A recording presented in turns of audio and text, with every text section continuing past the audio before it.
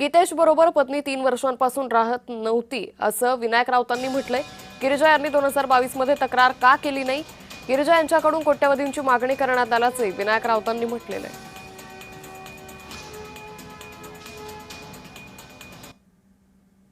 मी आणि माझ्या कुटुंबियावर लावलेले जे आरोप आहेत हे निकालच खोटे आहेत।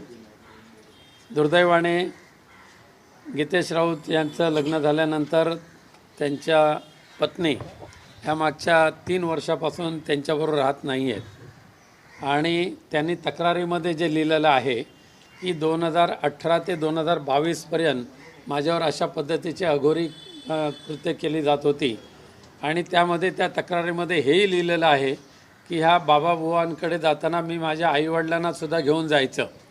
मग आईवडील जर तिच्याबरोबर होते आणि 2018 आणि 22 ह्या कालावधीमध्ये जर असे प्रकार होत होते तर ताबडतोब त्यांनी तक्रार का केली नाही?